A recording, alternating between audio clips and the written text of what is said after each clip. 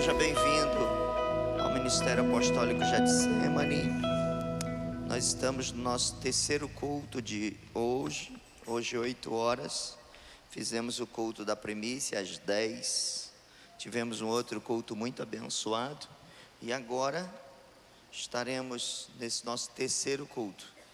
Queria agradecer que a Edma já fez isso, todos os irmãos que estavam envolvidos com a escola de líderes. Eu sei que foi uma oferta de tempo e de investimento dos irmãos, mas eu creio, escola de mestre, né? Mestre da escola de líderes, que vocês vão ser recompensados cada um na medida da sua generosidade. Ontem, maravilhoso, tinha uma turma ali pelo São Raimundo evangelizando, uma turma bem grande. Acho que era do pastor Jefferson, no meio da rua lá, evangelizando nos semáforos, nas praças, maravilhoso. As crianças lá na Ponta Negra, né? Os pais junto com as crianças. Obrigado mesmo. Muitas vidas ali que às vezes a gente nem imagina. Compartilha uma palavra. Muitas vidas às vezes precisam de uma palavra, e uma palavra redimensiona toda a existência, toda a história dessas pessoas.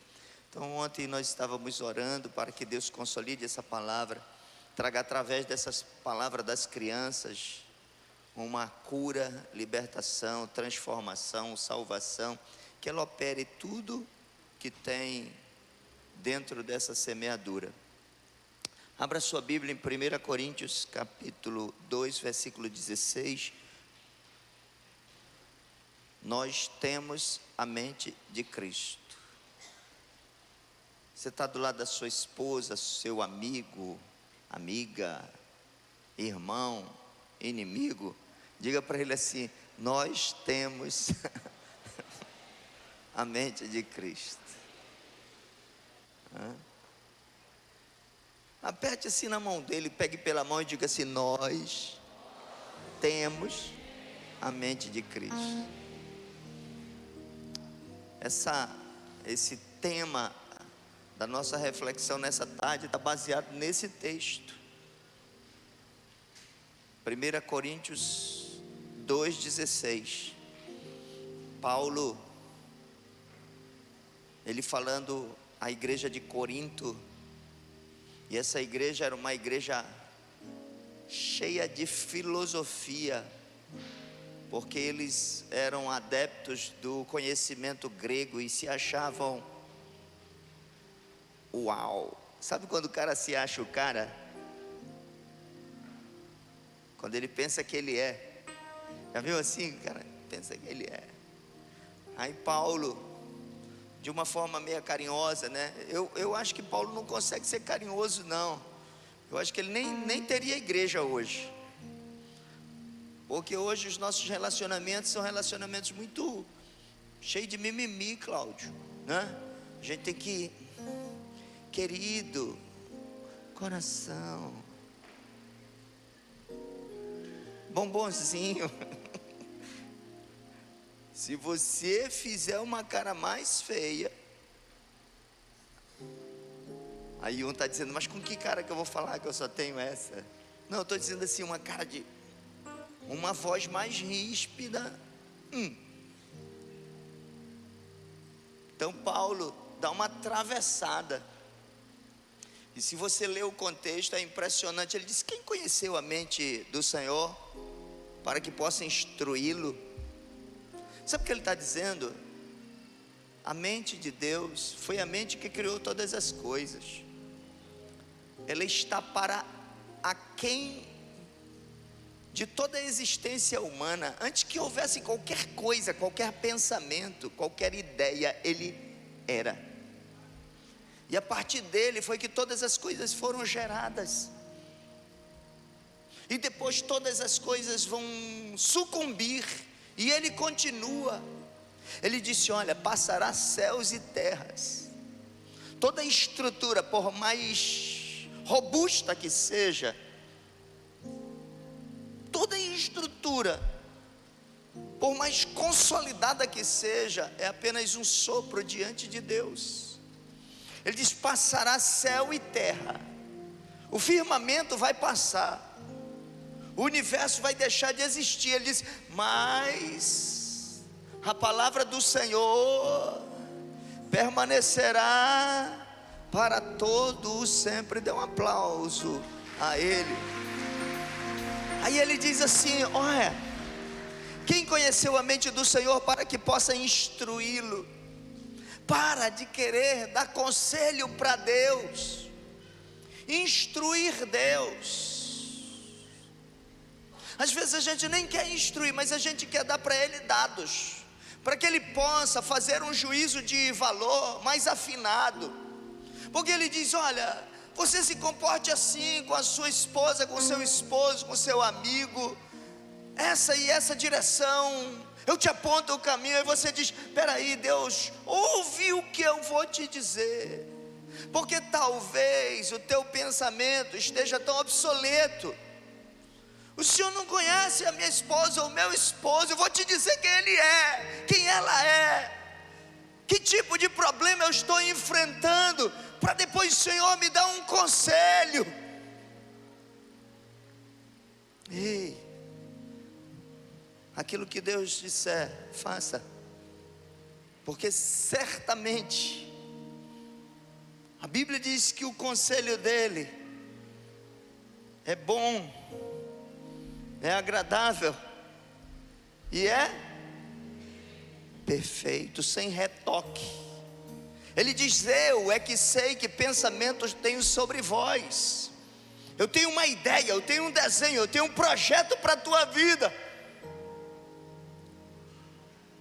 Eu é que sei o pensamento que tenho sobre vós, um pensamento de paz e não de mal, sempre para levar a um fim proveitoso. Porque há caminhos que ao homem parece um caminho de paz, um bom caminho, mas como o homem tem uma mente limitada, ele só percebe o início do caminho, ele não consegue ver o desenrolar deste caminho e nem o final desse caminho. Ele diz: há caminhos que aos homens parecem bons, mas o final dele é um caminho de morte.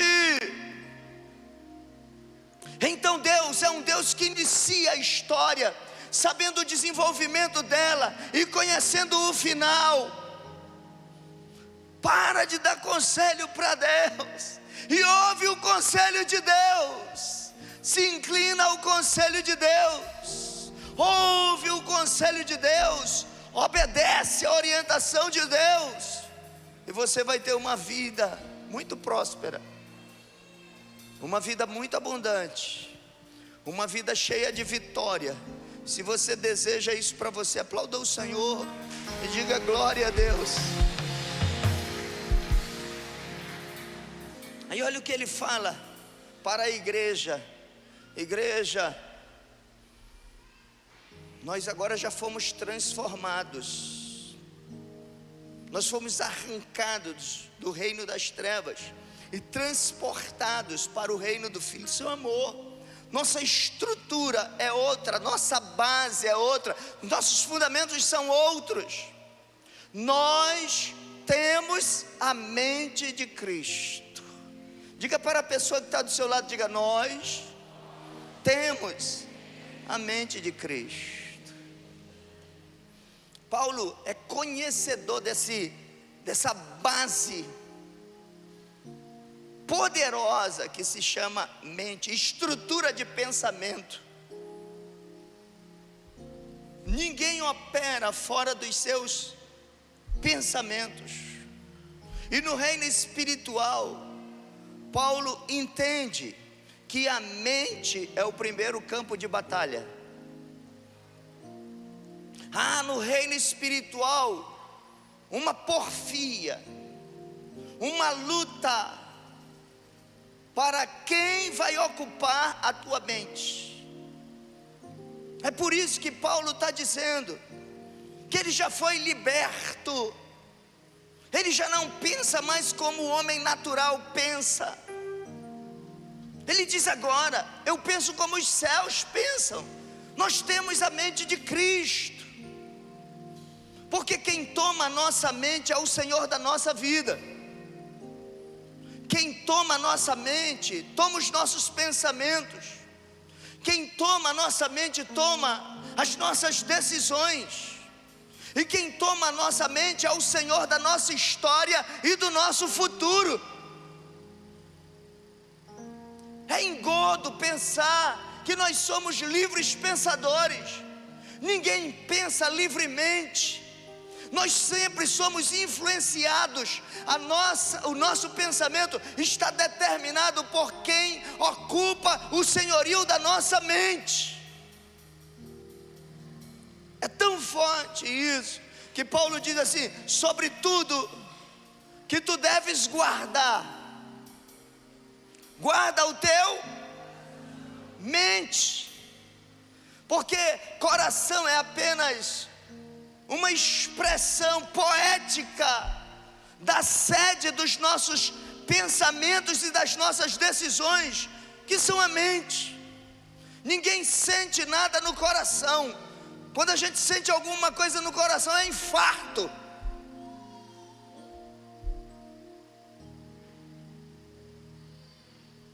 Escute, a mente é a sede das decisões. E há uma guerra. O diabo está pelejando pela sua mente. Mas o Senhor Jesus também reivindica a tua mente. E agora mesmo você está pensando, inspirado por aquele que tomou a tua mente. Esses dias ali na ponte, e a ponte virou, irmãos, um lugar de suicídio. As pessoas vão para lá para se matar. Eu moro do outro lado, e eu já vi dezenas. Ninguém noticia a estatística de pessoas que se jogam dali. E esses dias nós paramos, tinha uma luta, um policial arriscando a vida dele, para não deixar a pessoa se lançar, um jovem. Sabe o que ele disse? Ele disse: não tem jeito, o senhor me tira daqui, mas daqui a pouco eu venho e me jogo. Porque a mente dele está nisso. Ele já tomou a decisão. Podemos amarrá-lo em cadeia, protegê-lo com todas as forças e amor, mas depois, quando ele se sentir livre dessa proteção, desse cerco, ele vai fazer o que ele já determinou na sua mente. Eu vou acabar com a minha vida. Não tem jeito, vai acabar. Eu vou acabar com o meu casamento. Não tem jeito, vai acabar. Por quê? Porque alguém está mandando na tua mente. E é simples, muito simples a gente perceber quem está mandando na nossa mente. Quem é o Senhor dos nossos pensamentos? Escute, quando Jesus vem à terra, Ele vem como o cabeça. É por isso que a Bíblia chama Jesus de o cabeça da igreja, do corpo de Cristo. E não é sem propósito, Pastor Cláudio, Bispo Cláudio, que no flagelo de Jesus impuseram sobre a cabeça dele uma coroa de espinho. Vocês estão ligados? Para quê? Para tirar o pensamento que ele tinha dos céus. A estrutura de pensamento de Jesus era uma estrutura dominada pelos céus, e a terra aferiu, provou e comprovou. Eles perguntavam: mestre, rabi, os homens dizem isso, isso, isso. Os homens dirigidos pela terra, inspirados pelo natural, mentoreados pelo humano, dirigidos pelas forças espirituais da maldade, limitados nos seus pensamentos, dizem isso. Mas o que o Senhor diz? Qual é a estrutura do teu pensamento? E de vez em quando eles ficavam boquiabertos, espantados pela nova direção que ele trazia às coisas. Uma mulher foi pegar adultério, e na narrativa da Bíblia ele fica escrevendo no chão, e vem todo mundo para apedrejar a mulher. Aí eles dizem: não vão apedrejar, vamos ver o que o mestre falou, tentando avaliar o pensamento dele, se era um pensamento comum, odierno, uma visão da terra. Aí pergunta assim: mestre, essa mulher foi apanhada em adultério, e a lei diz que ela deve morrer apedrejada, o que tu dizes? Aí ele, pensando como os céus, diz: está certo, apanhada em adultério, apedrejar e matar, é isso que ela merece. Contudo, quem nunca pecou aqui, jogue a primeira pedra. Aí daqui a pouco todo mundo vai embora. Aí diz: mulher, onde estão teus acusadores? Todo mundo foi embora. Ele disse: nem eu te acuso, porém vai e não peques mais. Aí todo mundo fica surpreso. Escute, o que aquela mulher merecia era a morte, porque ela tinha sido apanhada num adultério, e a lei prescrevia morte por apedrejamento público. Era isso que ela merecia. Mas Jesus, na sua infinita sabedoria, Ele diz assim: eu não vou te dar o que você merece, eu vou te dar o que você precisa. Hoje eu te entrego o que você precisa, porque os pensamentos dos céus são mais elevados do que o pensamento da terra. E aquela mulher é alcançada por uma reflexão que não é da terra, é do céu. Colocam sobre a cabeça dele uma coroa de espinho, cravando na frente da fronte dele, para determinar sobre ele uma imposição, uma mentalidade de escravo. Escute, pensamentos limitadores, pensamentos de escravos, pensamento de destruição, de morte, de ruína, de miséria, de pobreza, de separação e divórcio, é o diabo que coloca. Contudo, eu tenho o direito de consolidar ou de rechaçar. Foi isso que fizeram com Jesus, impuseram sobre a fonte dele, mas ele não consolidou aquilo que o mundo queria impor sobre ele. Eles conheciam a sua identidade, e por maior que fosse o flagelo, por maior que fosse a imposição e a circunstância, ele continuava pensando como um príncipe. A mente da vergonha, e ele estava na cruz. E ali nós estamos diante da maior humilhação que um homem podia passar na época. A humilhação de morrer como um malfeitor crucificado. Humilhado, estou humilhado.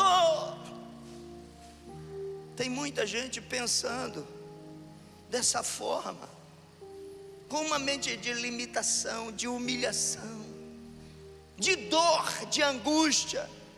Escute,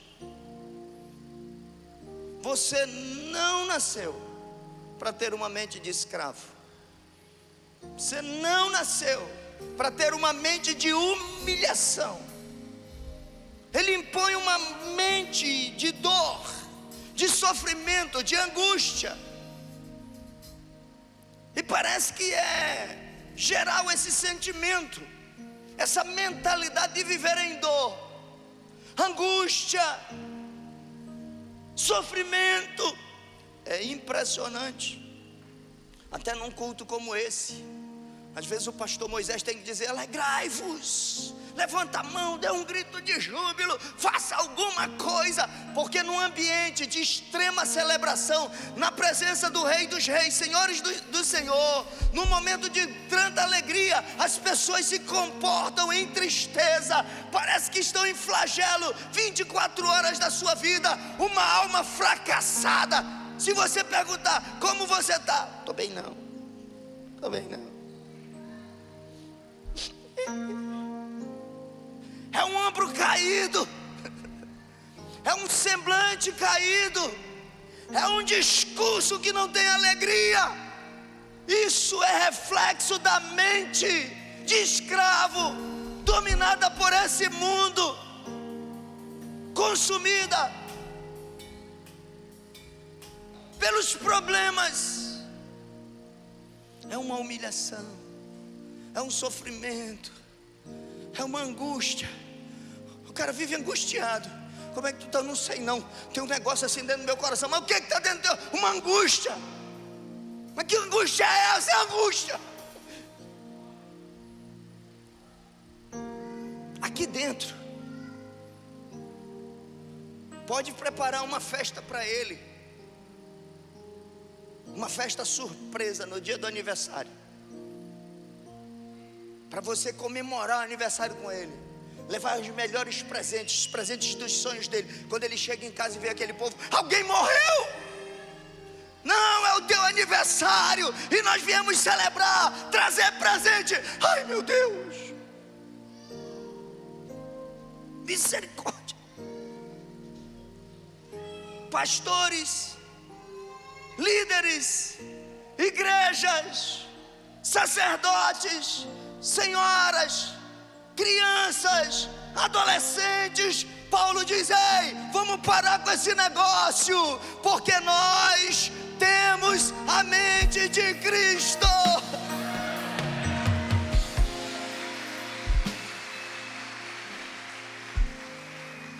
É uma mente de escravidão, irmão. Um sentimento de aprisionamento, de domínio. Nós não fomos feitos para isso. Nós fomos feitos à imagem e semelhança do Senhor, e Ele é Rei de toda a terra. É um pensamento limitador, é um sentimento profundo de escravidão, de eu não posso. É uma obstinação em não avançar, pensamento de medo. Ele tem medo de tudo, tudo. Ele se angustia com tudo. E a Bíblia diz assim: se pois o Filho vos libertar verdadeiramente, levante sua mão para o céu e diga: eu sou livre. Dê um aplauso ao Senhor e celebre e rompa. Na nossa cabeça não pode ter dois senhores, não pode ter duas coroas.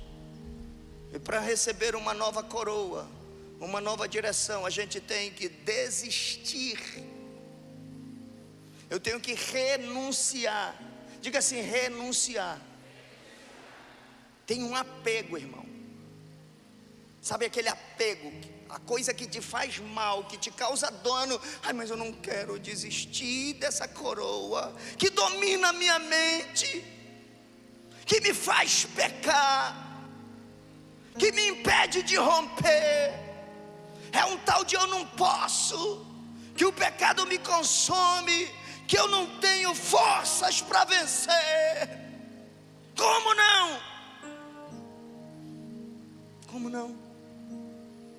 Hoje você vai mudar a sua programação mental. Se você não tem força para vencer, porque você tem uma coroa de escravidão, de espinho, e Jesus não é o Senhor da tua mente. A gente vai renunciar. Diga assim: renunciar. Diga: eu renuncio, eu me divorcio, eu me dissocio, eu largo, eu não quero mais acordo com isso. Não quero mais acordo com isso. Imediatamente depois da coroa de espinho, de flagelo, que o mundo tentou impor, e quem impõe é o mundo, o príncipe desse mundo, mas quem consolida sou eu. Diga: o diabo pode pôr, mas só permanece se eu quiser.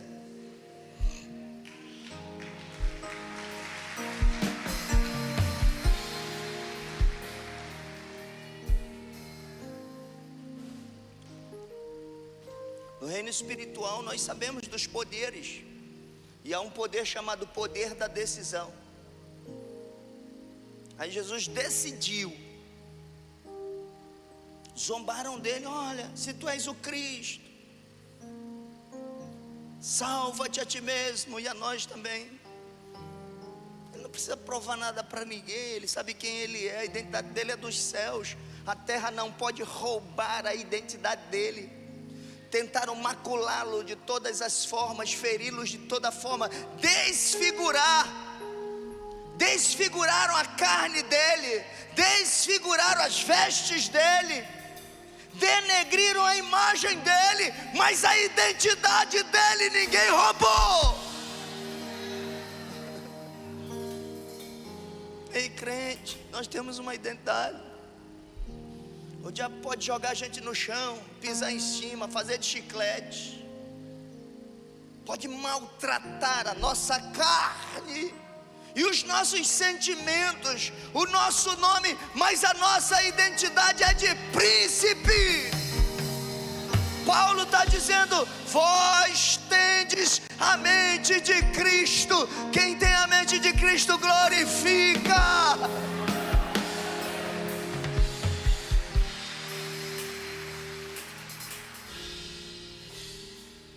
A mente de Cristo é coroado, não com a coroa de espinho, mas com uma coroa de glória. Diga: coroa de glória. Muita gente hoje vai ser liberta de enfermidades aqui. Liberta de enfermidades, só mudar a programação, porque Ele levou sobre si as nossas dores e as nossas enfermidades. O castigo que nos traz a paz estava sobre Ele, pelas suas pisaduras nós já fomos sarados. Se eu tenho a mente de Cristo, eu tenho o direito de libertação, de cura e de reinar com Ele em glória. Quando a coroa de glória é posta, a gente tem uma vida de triunfo e de vitória. Diga assim: triunfo e vitória. Eu quero declarar sobre a sua vida que esse ano você vai experimentar muitos triunfos e você vai viver muitas glórias, porque o Eterno vai te colocar em lugares altos. Você vai vencer obstáculos que você nunca imaginou em vencer. Você vai triunfar sobre inimigos que são muito maiores e poderosos do que você, porque a tua mente é a mente indestrutível, é a mente de Cristo, e quem é sustentado pelos céus, a terra não destrói.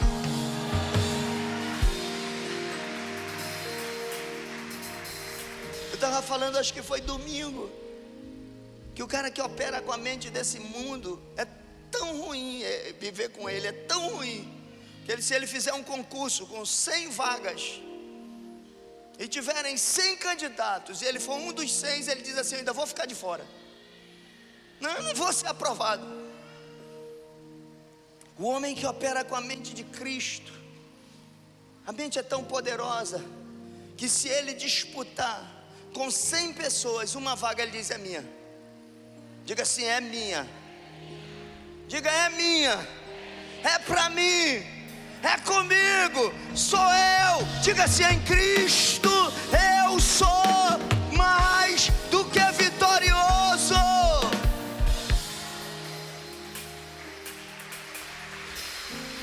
A Bíblia diz sobre Jesus que Ele não perdeu nunca nenhuma batalha. Às vezes a gente tem medo, sabe, de ter esse espírito triunfalista, mas não houve nunca uma derrota na vida do Senhor. Quando a morte veio sobre Ele e Ele foi sepultado, o Espírito de Deus o restaurou de entre os mortos. E a Bíblia zomba da morte, dizendo: morte, onde está a morte? A tua vitória. Vencida foi pela vida. Celebra Jesus, celebra Jesus, celebra Jesus, celebra Jesus, celebra Jesus. Paulo está dizendo: é essa a tua mente, é essa a tua mente. Mesmo se eu morrer, eu sou imorrível. Se ainda não cumpri o propósito na terra, Jesus vai me ressuscitar. Quantos creem assim? É uma mente de esperança, de fé, de sonhos. Deus vai ativar a tua mente de esperança. Tem gente que não espera mais. Ele está dizendo assim: já desisti. Quem desistiu é porque não espera mais. Estou contando os dias para me separar, porque não espera mais. A minha vida vai ser sempre assim, porque não espera mais. Ele não sonha mais.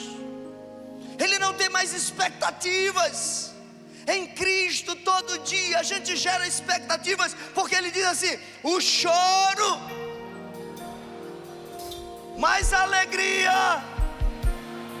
Escute, essa tristeza, esse problema sem solução, hoje à noite, no calendário de Deus, Deus vai te dar vitória.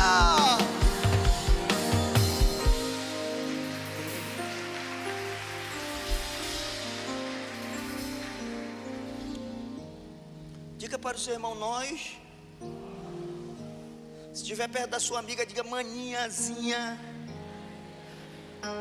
nós temos a mente de Cristo. Dá uma espalmada na mão dele e celebre junto com ele.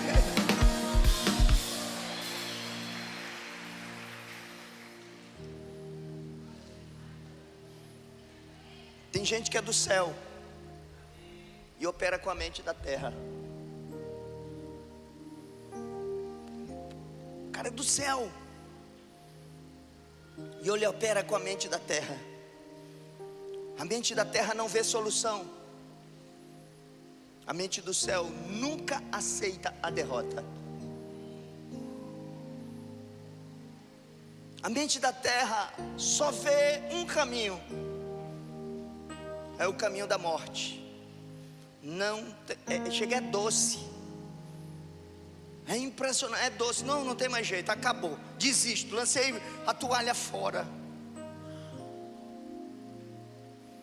Essa é a mente da terra, irmãos. E não é nem a sua e nem a minha mente. A mente dos céus, quando tira tudo, aí ele opera como operou. Lázaro sai para fora, não tinha mais nada. Ele ouviu a voz e ele saiu. Você vai operar com essa mente. Deus vai acessar você, vai falar com a tua mente, e você vai sair dessa caverna. Você vai sair desse poço profundo de depressão, de angústia, de falta de esperança, de morte. O Senhor vai te ressuscitar nessa tarde. Se você concorda, diga: Senhor, obrigado, porque eu estou no lugar certo, ouvindo a palavra certa, e hoje eu recebo a mente de Cristo.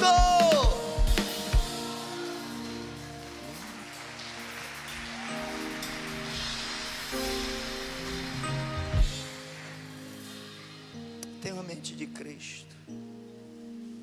A mente de Cristo é uma mente de eternidade.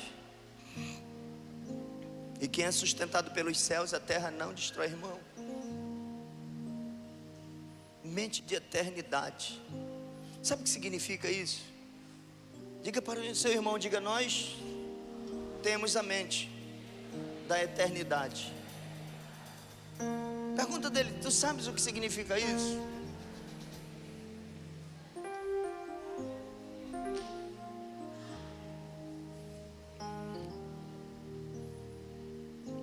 A coroa de espinho foi imposta, Jesus não permitiu.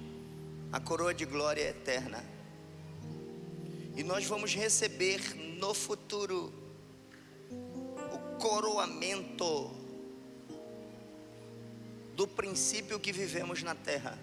Não tem jeito. Quem vive pelo princípio do mundo, do homem natural, da mente de escravo, no futuro vai receber uma coroa eterna, porque viveu por esse princípio. Jesus recebeu uma coroa de glória. É por isso, irmãos, e não é sem esse propósito, que no final da nossa história há uma coroa preparada para nós. Vocês já viram isso na Bíblia? Quem já viu isso na Bíblia? Tua mente é de Cristo. Diga: minha mente é de Cristo. E qual é a tua coroa?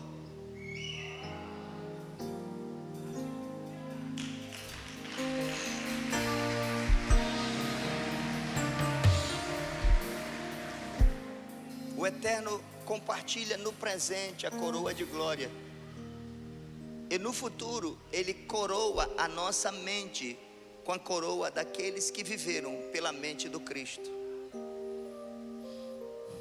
Colocar na cabeça. Aí Ele diz assim: vinde, benditos do meu Pai. Fica de pé, por favor.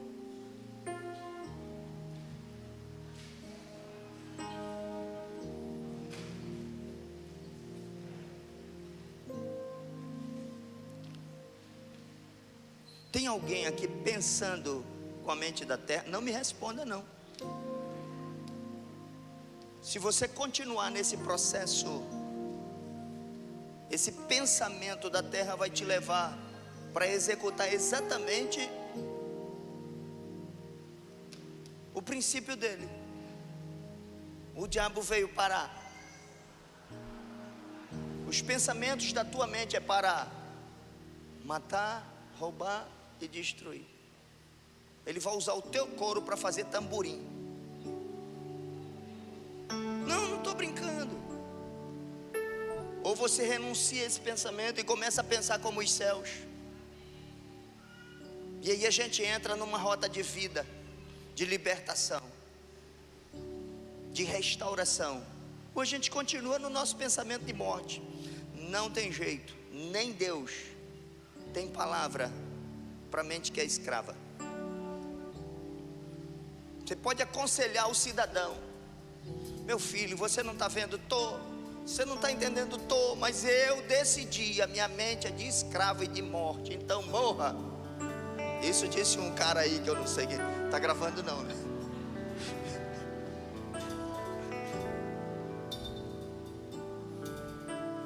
Um dia eu estava conversando com o meu pastor. Ele falou: Marquinho, não deixa morrer quem quer viver. Não deixa morrer quem quer viver. Mas a gente não consegue fazer nada com aqueles que já tomaram a decisão de morrer. Quantos querem viver? Então larga esse pensamento de morte, porque se você não rejeitar hoje, amanhã ele te mata. Até porque você ouviu essa palavra hoje e ele sabe que ele perdeu, mané.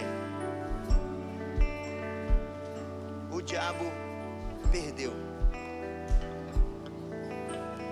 porque ele só consegue operar algo em ti se ele tiver no centro das tuas decisões e emoções, na tua mente. Se o Eterno entra na tua vida e toma a tua mente, amanhã todo mundo vai te ver em glória. Bem-vindo ao melhor tempo da sua vida.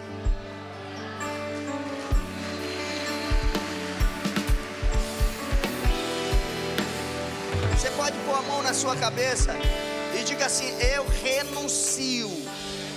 Diga: eu renuncio. Eu renuncio todo pensamento da terra, todo pensamento da morte, todo pensamento e sentimento deste mundo. Hoje eu renuncio.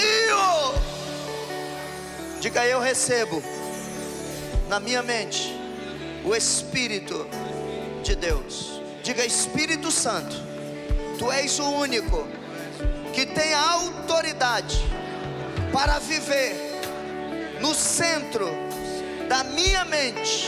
Em nome de Jesus, levante a sua mão e adore a Ele.